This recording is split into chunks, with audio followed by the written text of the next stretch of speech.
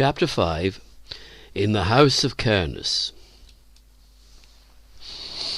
Kneeling back on her heels in my quarters, in the traditional fashion of Gorean women, Elizabeth laughed merrily and slapped her knees, so pleased was she. I too was pleased. "How smoothly it has all gone," she laughed.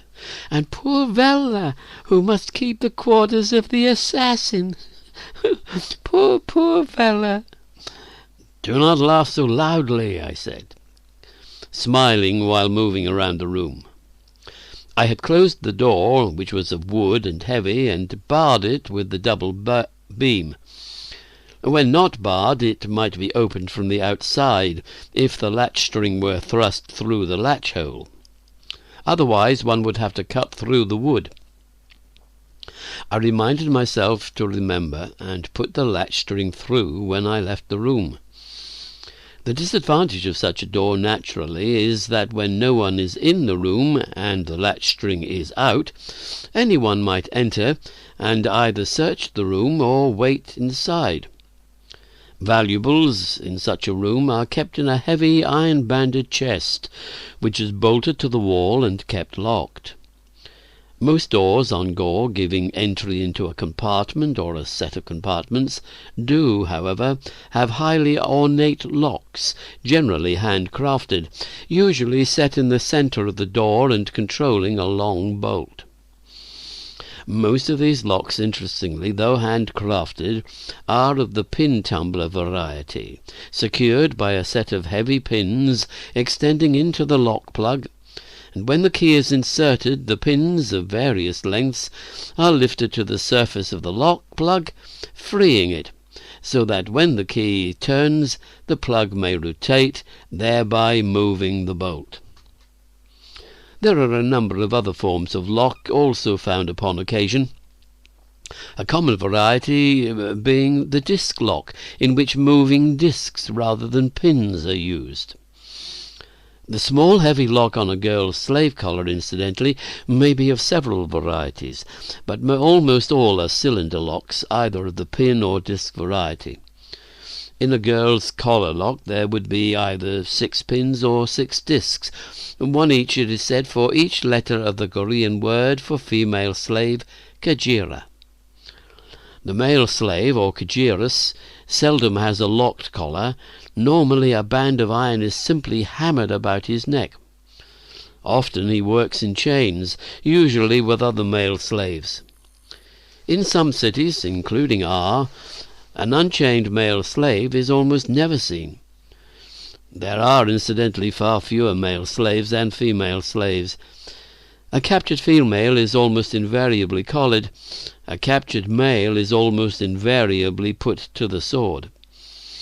Further, the object of slave raids, carefully scouted, organized, and conducted expeditions, is almost always the acquisition of females. Commonly one cylinder is struck, its bridges sealed off, its compartments broken into and ransacked for gold and beauty. The men of the compartment are slain, and the women stripped. Those women who do not please the slavers are slain. Those that do have the goods of the compartment tied about their neck, and they are herded to the roof, with whip and slave-goad, either to be bound across town saddles or thrust bound into wicker slave baskets. These will be covered and tied shut, carried beneath the great birds in flight, sometimes after only a quarter of an hour, before adequate reinforcements can be summoned. The slavers depart with their booty, leaving behind a flaming cylinder. Slavers can strike any city, but they are particularly a scourge to those cities which have not trained the Tarn, but depend on the ponderous Solarian. On Gore, though most locks are of metal, wooden locks are not altogether unknown. In the most common variety there are 2 sets of matching pins, one fixed on a wooden spatula like a key, and the other movable, which falls into the bolt, securing it. With the key placed under the bolt and pressed upward, the movable pins are lifted over the bolt, permitting its movement. This form of lock, however, as one might suspect, provides a poor sort of security, for the pins may be lifted individually by tiny sticks wedged in the hole until the bolt is free. Another form of lock, providing perhaps even less security, is the notched beam lock, which may be opened by a heavy sickle-like key, which is inserted through a hole in the door, fitted into the notch, and then rotated to the left or right, depending on whether the door is being locked or opened. These keys are quite heavy, and are carried over the shoulder, and they can, if necessary, even function as weapons. Padlocks, it might be mentioned, are common on Gore. Also combination locks are not unknown, but they are infrequently found. The most common combination lock consists of a set of lettered rings which conceal a bolt. When the letters are properly aligned, the bolt may be withdrawn. Some locks on the compartments of rich persons, or on the storehouses of merchants, the treasuries of cities, and so on, are knife locks or poison locks. The knife lock, when tempered with, releases a blade, or several of them, with great force, sometimes from behind the individual at the lock. On the other hand, knife locks are seldom effective against an individual who knows what to look for. Much more dangerous is the poison lock, because the opening through which the tiny pins, usually coated with a paste formed from candor root, can emerge, can be extremely small, almost invisible to the eye, easy to overlook in the crevices and grille-work of the commonly heavy ornate Korean lock. Another form of lock difficult to guard against is the pit lock, because of the natural crevices in Korean tiling commonly found in the corridors of cylinders. When tampered with, a trap falls away beneath the individual, dropping him into a pit below, usually containing knives fixed in stone, but upon occasion osts, or half-starved sleen, or water thalarion. Sometimes, however, the pit may be simply a smooth-sided capture pit, so that the individual may later be interrogated and tortured at length.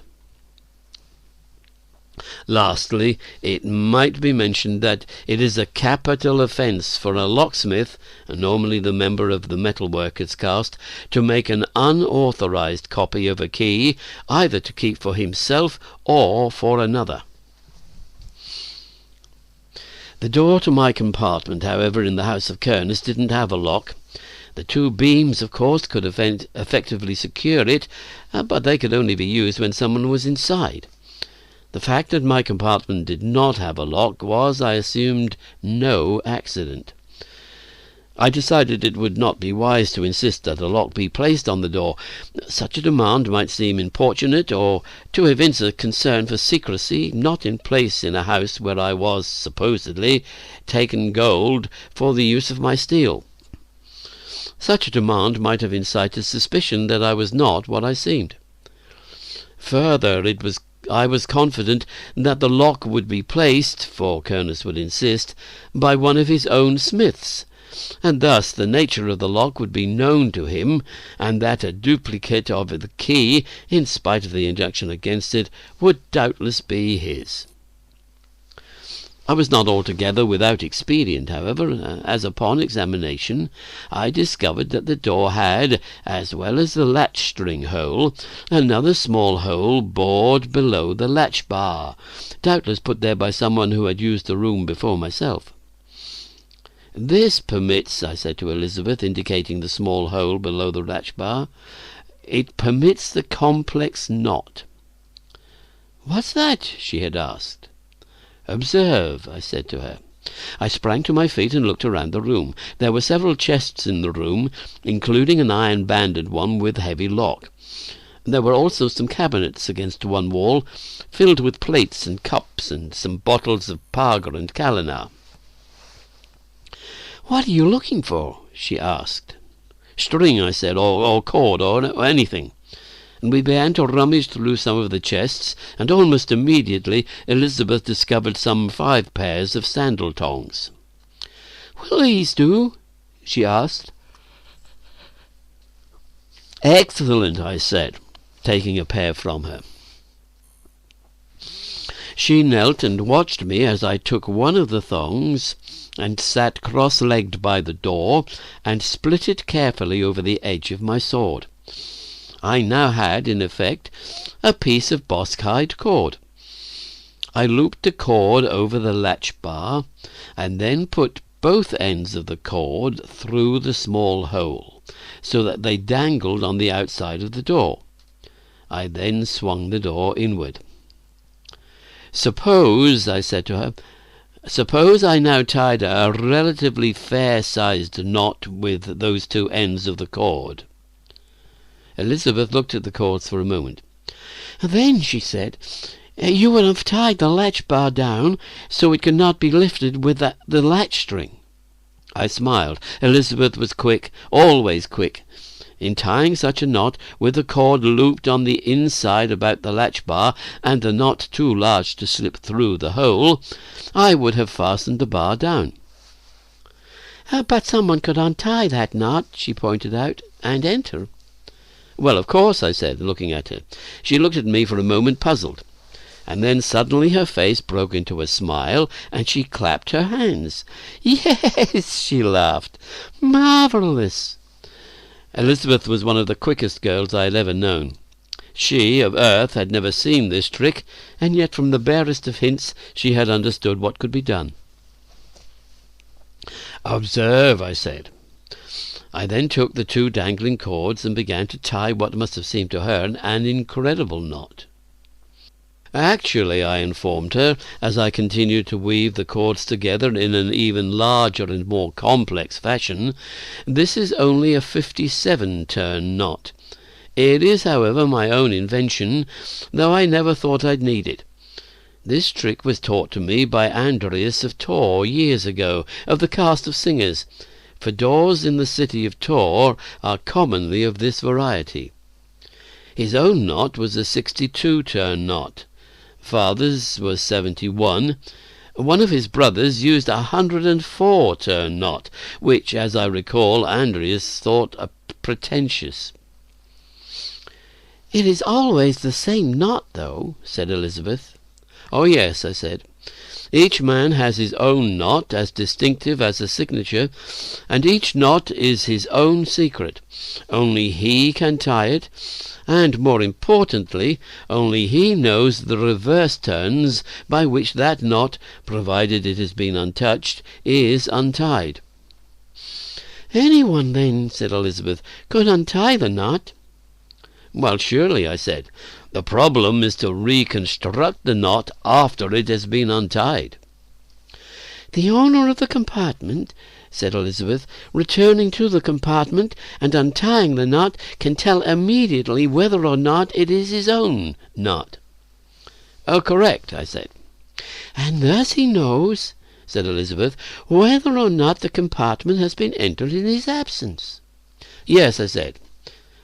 Sometimes," I added, "someone enters the compartment and has a confederate on the outside attempt to duplicate the knot, that the man inside may surprise the occupants on his return.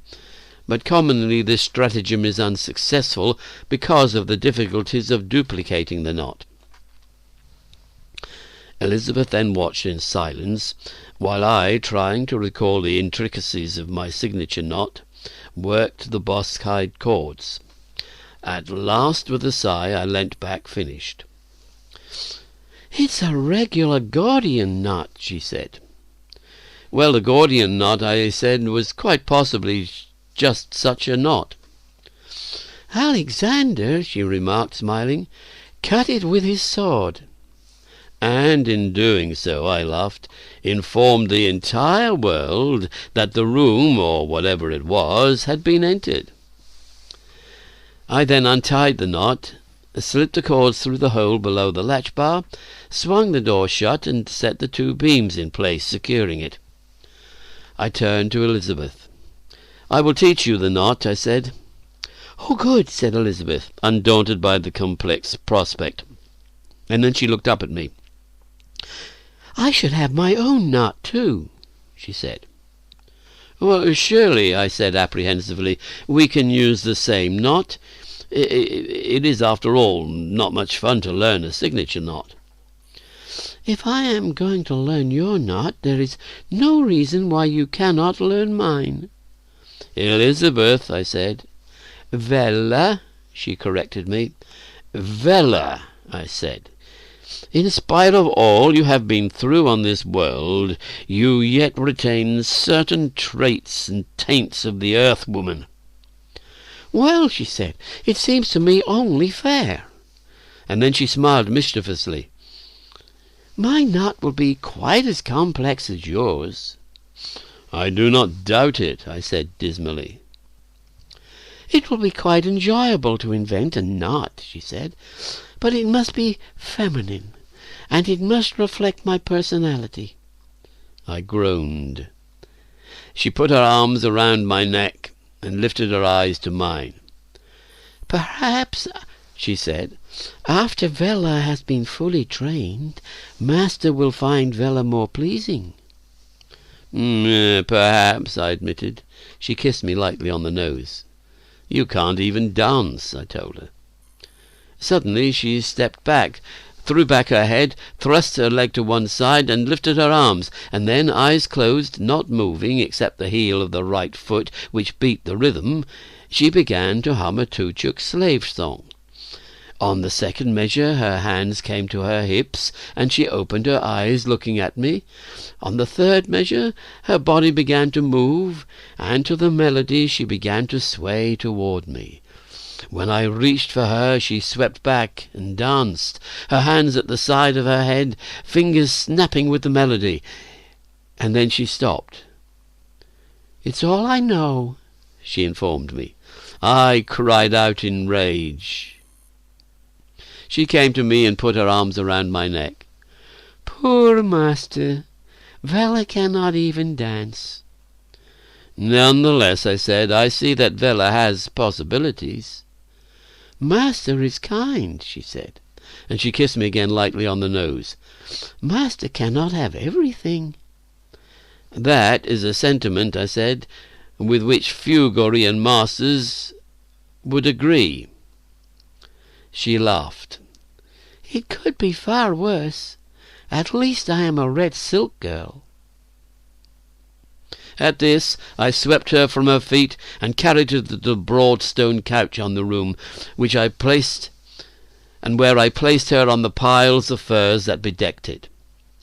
"I have heard," she said, smiling up at me, "that it is only a free companion who is accorded the dignities of the couch." "True," I said, bundling her in the furs and throwing the entire roll to the floor at the end of the couch beneath the slave ring. With a flourish I unrolled the furs, spilling Elizabeth out, who shrieked and began to crawl away. But my hand caught at the loop of the left shoulder of her garment, and she turned suddenly, trying to sit up. Her feet tangled in the garment, and I kicked it away and took her in my arms. "If you like me," she asked, "will you buy me?" "Perhaps," I said. I don't know. "I think that I would like you for my master." "Oh?" "So I will try to please you, that you will buy me." "You are not now in the purple booth," I said. And she laughed. The allusion was to certain practices having to do with the merchandising of red silk girls, in private sales for individuals and important clients of the house. At certain times of the year, several such booths are set up within the courtyard of a slaver's house. In each, unclothed, chained by the left ankle to a ring, on furs, is a choice red silk girl. Prospective buyers, usually accompanied by a member of the caste of physicians, in the presence of the slaver's agent, examine various girls. When a particular interest is indicated in one, the physician and the slaver's agent withdraw. When, after this, the girl is not purchased, or at least seriously bid upon, she is beaten severely, or, perhaps worse, is touched for a full e'en by the slave-goat. If, after 2 or 3 such opportunities, the girl is not sold, she is given further training. If after this she is still not sold, she is usually returned to the iron pens, whence, with other girls considered to be of inferior value, she will be sold at a price at one of the smaller markets, perhaps even in a minor city. Most girls, it might be mentioned, even extremely choice specimens, are never in the booths. Generally the slaver has a chance at a higher price when there are many bidders bidding against one another in the heat of an auction. "Oh, very well, Red Silk Girl," I said. "Perform." "Yes, master," she said obediently. And as the hour progressed, perform she did, superbly so, and I knew that had I been a prospective buyer, I would have bid high indeed for this skilled, sensuous little wench in my arms, so striving with all her quickness and beauty to please me. Sometimes I was forced to remind myself that she was Miss Elizabeth Cardwell of Earth, and not, as she had lost herself uncontrollably in our pleasures, hands clutching at the slave-ring, a Gorean slave-girl bred for the pleasures of a master.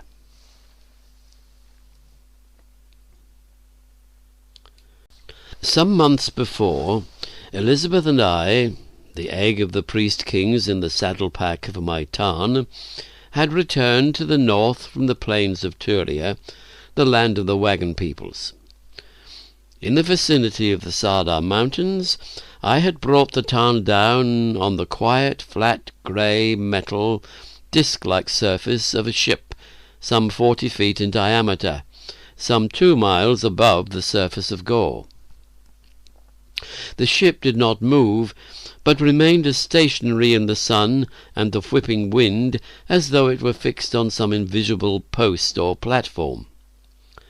Clouds, like drifting fogs, radiant with the golden sunlight, passed it about. In the distance, far below and to the right, I could see, through the cloud cover, the black snow-capped crags of the Sardar.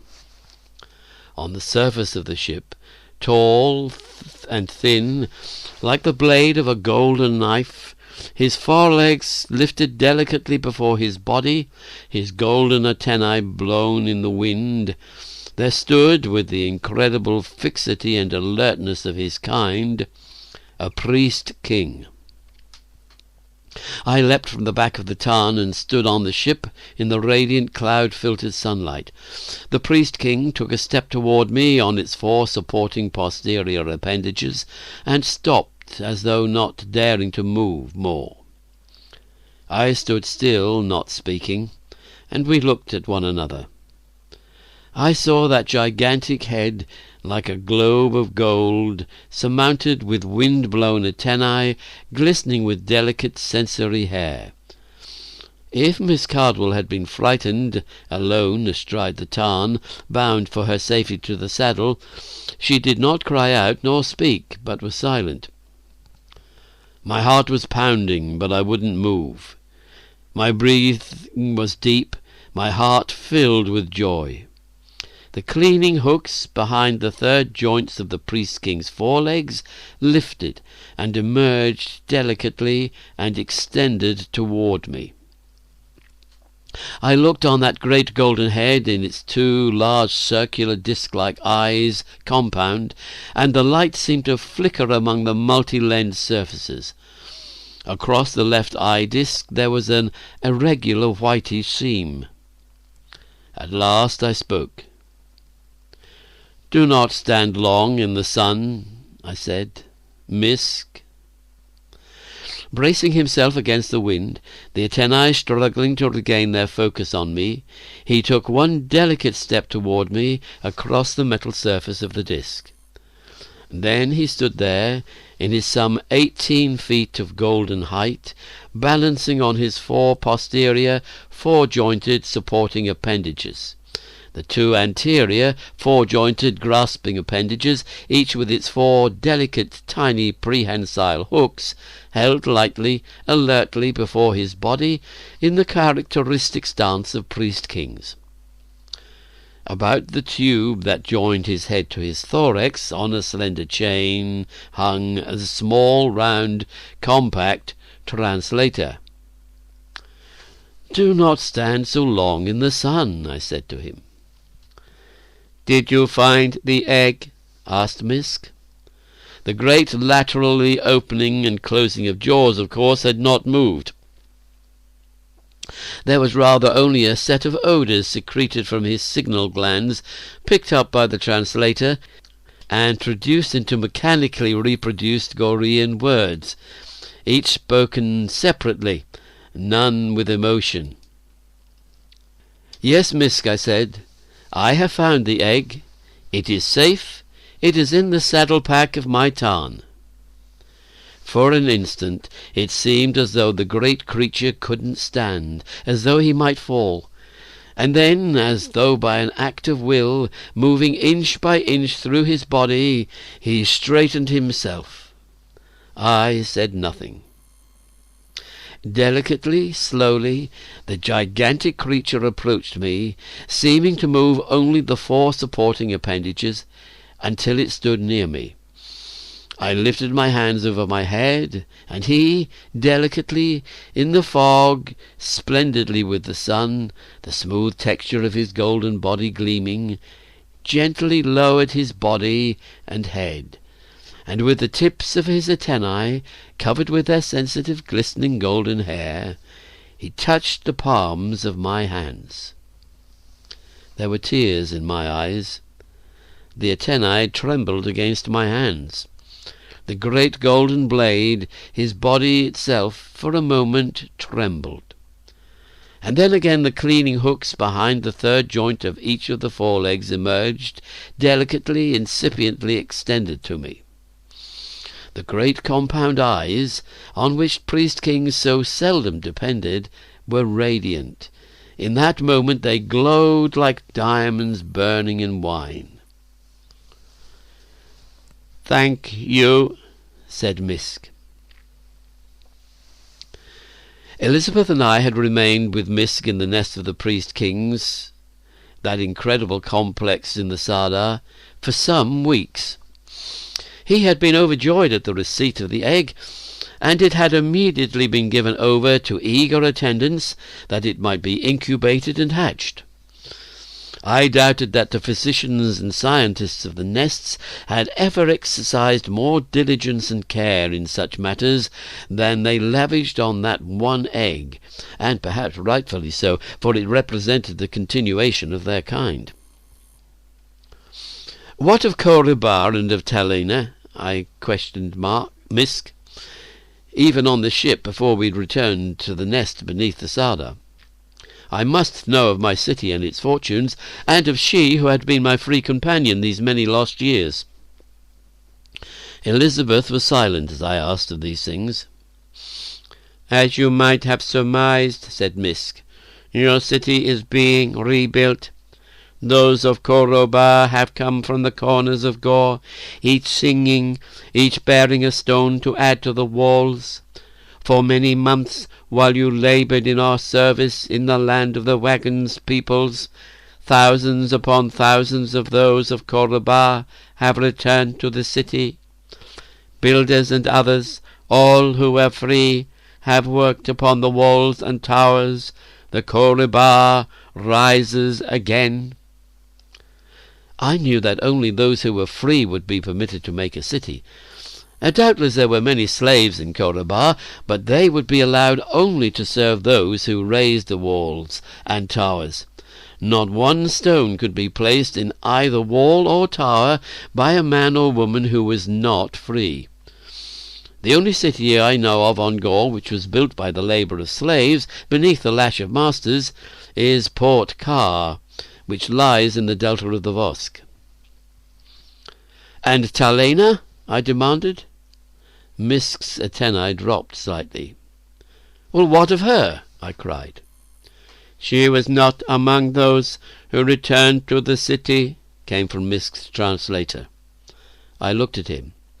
"I am sorry," said Misk. I dropped my head. It had been some 8 years or better that I had not seen her. "Is she slave?" I asked. "Has she been slain?" "It is not known," said Misk. "Nothing of her is known," and my head fell away. "I am sorry," came from Misk's translator. I turned. Elizabeth, I noted, had stepped from us as we had spoken. Misk had soon brought the ship to the Sada. Elizabeth had been rapt with wonder at the nest, but after some days, even in the presence of its grandeur, I knew she desired again to be on the surface in the free air in the sunlight.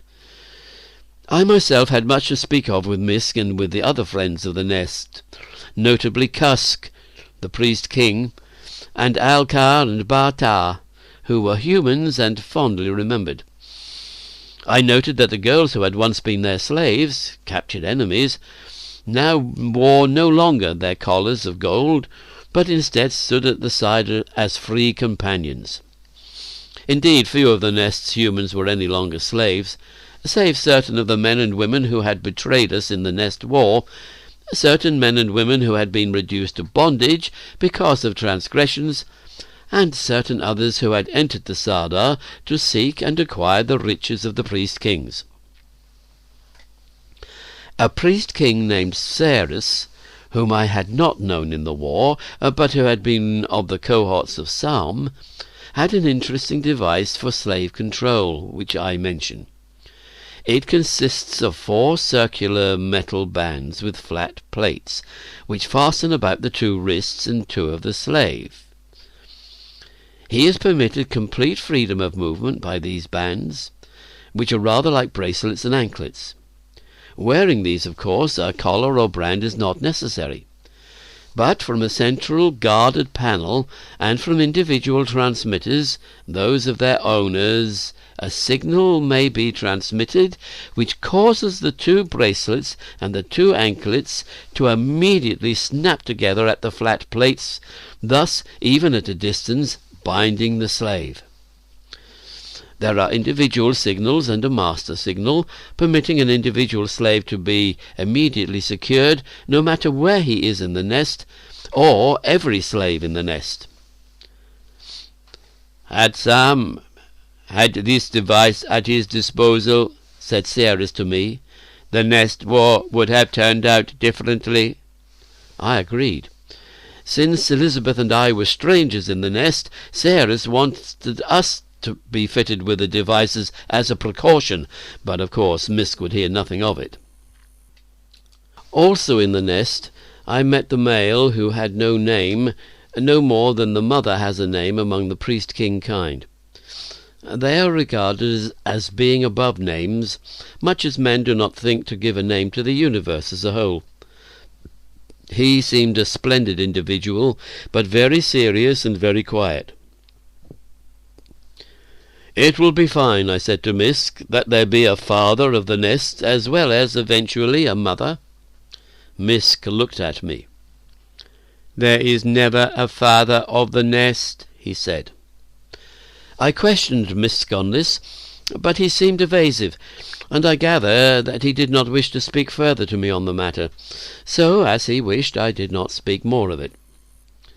Interestingly, Elizabeth learned to read Gorean in the nest, and in less than an hour. Learning that she couldn't read the language, Kusk volunteered to teach it to her. Elizabeth had agreed, but was startled when placed on a long table, actually of a size for a priest-king, and found her head enclosed between 2 curved, intricate devices, rather like 2 halves of a bowl. Her head was fastened in an exact position by metal clamps. Further, that she not be terrified and attempt to struggle or leave the table, she was secured to it by several broad metal bands, plus ankle, leg, wrist, and arm clips. "We found after the nest war," Kusk informed me, "that many of our ex-slaves could not read, which is not surprising since they had been bred in the nest, and it had not been generally thought important that they have that skill. But when they became free, many wished to learn. Accordingly, we developed this device, not too difficult with a single, rather simple brain of the human, which so orders the brain that it can recognize letters in various forms and words.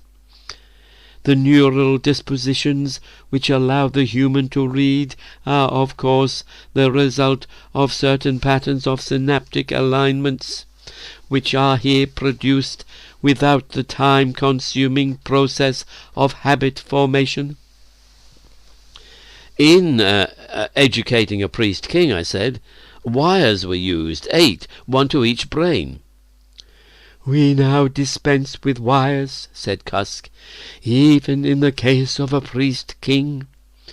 They were used largely as a matter of tradition, but the humans of the nest suggested refinements in the technique, leaving them to us to develop, of course."